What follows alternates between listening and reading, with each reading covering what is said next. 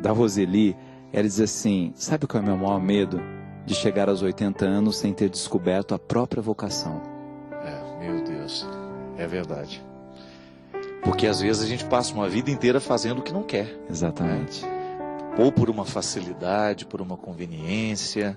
Pelo comodismo. Deixa de correr atrás dos sonhos, tem medo de errar, né? Quantas pessoas, por medo de errar, não chegam ao lugar que deveria ter chegado? E é tão interessante, padre, até sob o ponto de vista da vida profissional.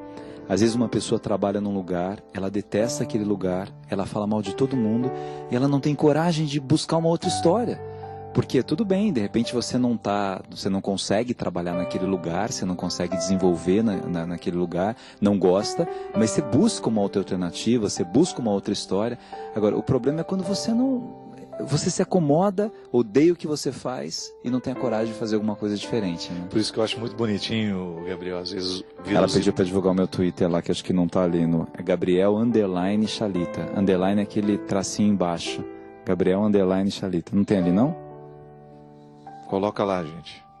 Lá. Eu acho tão bonitinho quando a gente vê os idosos na faculdade. Né? É lindo isso. Já não é para ganhar dinheiro, é para se realizar, é para ser feliz. Vai buscar formação acadêmica num momento da vida em que muita gente já queria estar aposentado, quietinho em casa, não. Eu já tive aluno que defendeu mestrado, padre, com 85 anos de idade. É mesmo? 80, Direito Internacional. Uma graça a defesa. Filhos, netos, bisnetos. Todo mundo lá presente. Ele trêmulo, assim, de errar, né? Mas é tão legal isso, né? É, com certeza. A Cecília, de Piracicaba. Padre Fábio, tenho muito medo da morte, medo de ser enterrada viva. Quando vou no velório, fico pensando, será que essa pessoa está respirando? O que posso fazer para perder esse medo? Minha filha, descubra e me diga, que eu também tenho. O que será isso, né? Olha, sabe o que é isso, padre? O cérebro humano ele é tão fascinante, né? E a gente recebe informação de todos os lados. Hoje, grande parte dessas teorias psicopedagógicas, psicológicas, mostram que de 70% a 80% da nossa psique é formada até os 3 anos de idade. Então, até os 3 anos, você ouviu tanta coisa que você não se lembra, e isso vai ficando, né? Essas histórias que as pessoas mais velhas contavam, de fulano que apareceu rodada no caixão, que o outro não sei o quê, e muita coisa era lenda. E antigamente, né, isso era muito mais complicado, até porque não tinha, né, o que a medicina tem hoje. Hoje é uma coisa quase impossível de se pensar alguém ser enterrado vivo, né? Eu já pensei muitas vezes em processar minha mãe, porque a minha mãe já me contava de história tenebrosa. Quando eu era pequeno, às vezes para deixar a gente quieto, né? Tadinho, brincadeira. Posso contar uma coisa? O Padre Joãozinho no meu programa, o Padre Joãozinho é o máximo, né? Ele acompanhando a gente. O Padre Joãozinho contou 2 coisas, eu já usei em umas 5 palestras, usei em Manaus, a história dele. Ele falou de 2 coisas. No avião, uma menina falou assim, mãe, quero ir no banheiro. Falou assim, vai, filha, mas tem muita gente que foi e não voltou. Aí a menina não foi. E a outra não parava quieta. Ela falou assim, olha só, se não parar quieta, eu te jogo lá embaixo. Ela ficou quieta. Não, e a mãe às vezes acha que é brincadeira. Ela me contava histórias terríveis. Ela me contava, ela falava sempre, agora você está falando, eu me recordo, mas eu era um pouquinho maior já. História de gente que foi enterrada viva. E aí conta, né, com todo aquele... Que a minha mãe é uma atriz, aquele drama, ela adora. Ela vai te contar uma história, ela imita a voz da pessoa. E se são 2 pessoas, ela faz 2 vozes diferentes. Então, ela dramatiza o negócio. Conta com detalhes. Conta com detalhes. Minha mãe conta com detalhes também. Twitter. Aqui o Flávio, lá do Twitter. Padre Fábio, como superar o medo de falar em público? Sabe, padre, que numa pesquisa americana... O maior medo dos americanos, o primeiro maior medo é o medo de morrer. E o segundo maior medo é falar em público. É mesmo? Na França é medo de ficar doente, nos Estados Unidos é medo de falar em público. O medo de falar em público está ligado à carência, à necessidade do aplauso que a gente tem. Então você tem muito medo que aquelas pessoas não gostem de você como você merece ser gostado. Aí vem esse trauma, quer dizer, eu vou chegar, aí a pessoa fala e o microfone vai de um lado, ela coloca um monte de né e tal. E tudo isso está ligado a uma insegurança que você tem na relação com o outro, né?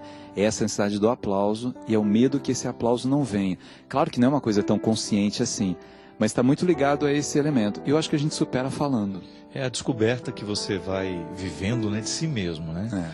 Num primeiro momento você se sente inapto para aquilo. Eu me recordo que as primeiras vezes, né, que eu precisei falar em público foi extremamente difícil. E isso estava diretamente ligado à capacidade que eu tinha de crer em mim mesmo. Você tem absoluta razão nisso daí. É muito interessante quando a gente vai crescendo nessa consciência de que você pode fazer alguma coisa. E à medida que você vai crescendo nessa consciência, você vai tendo coragem de se expor um pouco mais, né? Acreditando um pouco mais em você mesmo. Medo de escrever. Eu posso contar? Pode. Eu me lembro quando o padre me deu uns contos para ele ler, de um livro dele, assim. Foi. Quando a gente... E ele olhando assim, eu lendo, né? Ele pensando, o que será que ele tá achando, né? E era maravilhoso, né? E eu me lembro que o primeiro conto que você viu, fui eu que li com muita timidez para você, que era A Donzela e a Luz Roubada. E a Luz Roubada, que é um conto lindo. Eu terminei, ele ficou assim parado, eu falei, ai meu Deus, é uma porcaria. Você lembra que eu te falei? Lembro. Eu falei, isso é muito bom, isso parece Adélia Prado. Eu me lembro. Que coisa impressionante, que língua... Aí você falou assim, você está falando para me agradar, né? Eu falei assim, não, isso é bom demais, né? Na verdade, o meu medo de escrever, quem retirou foi você. Assim, a gente vai aprendendo, né? Eu tenho consciência de que a literatura... E aí hoje eu vejo que você escreve muito melhor do que eu, né? Parece, até parece. Eu digo que a literatura é um caminho que a gente precisa trilhar a vida inteira. Nós que gostamos, né? Eu acho que a primeira coisa é você gostar. A melhor forma de vencer é primeiro você tem que amar, você tem que ter paixão pelas coisas. Ler os grandes autores, né? Se você quer aprender a falar em público, escute as pessoas que falam, saiba perpassar o discurso com outro olhar, um olhar mais crítico, né? Perceber mesmo a maneira como o outro comunica.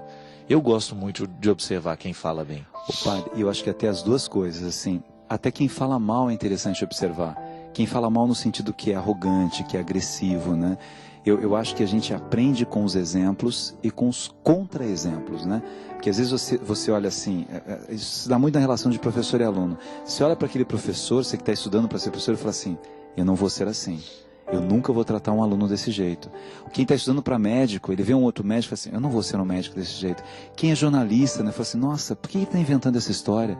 Eu não vou ser assim, né? Você vai eliminando, né? Dos dois lados você aprende. O modelo positivo e o negativo. O positivo porque a gente quer ser parecido, né? E o negativo porque eu nunca quero ser.